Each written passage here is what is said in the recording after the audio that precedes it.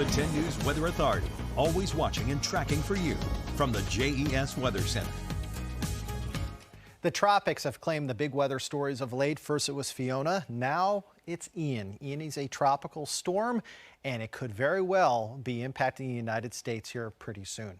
All right, so what's going to influence Ian and its movement and where it goes? Well, we're going to have a low pressure system and a high pressure system as we look into next week, and these are going to be the main steering currents to determine exactly how far inland Ian goes.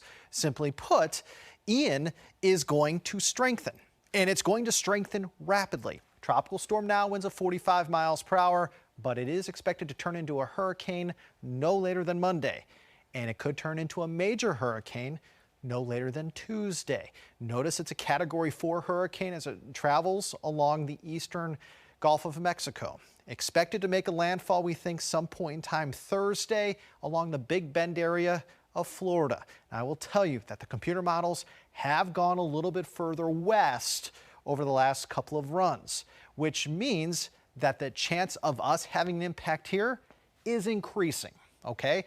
If this were to move further to the east, that path would likely leave us drier and cool.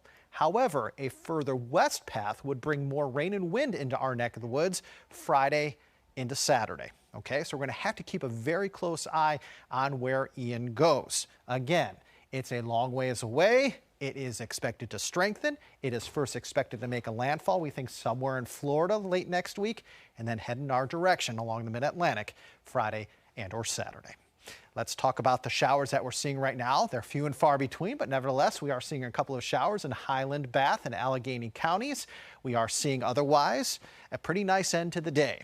We have seen a couple of showers throughout the course of today, so not everybody has been dry, but those who have been dry have seen partly to at times mostly sunny skies.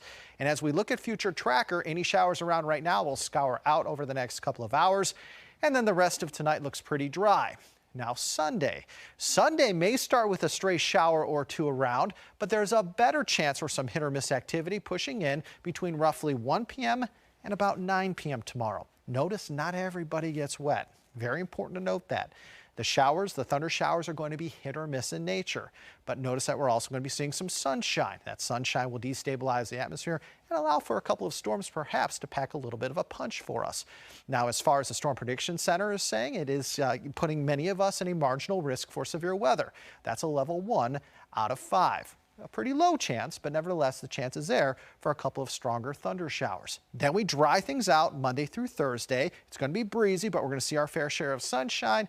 And then all eyes turn to the tropics. We're going to be watching Ian's path closely Friday into Saturday. Depending on the path Ian takes, yes, we could have an impact here consisting of rain and wind by Friday or Saturday. 62 right now in Wytheville, 75 Roanoke, 73 Lynchburg, 64 in Martinsville. High temperatures tomorrow as we go zone by zone, 76 in the NRV and Highlands, 80 in Roanoke, lower 80s in Lynchburg and Southside. For tonight, we are partly cloudy, not as cool. Any showers around right now will go away. Overnight lows in the 50s. For tomorrow, partly sunny, scattered showers and thunderstorms form. Talked about those highs in the 70s and lower 80s. And in your extended forecast, temperatures are going to be in the 70s on Monday, falling into the 60s for part of next week. We are looking at perhaps the wettest days coming for us Friday and Saturday, and it is completely dependent upon Ian.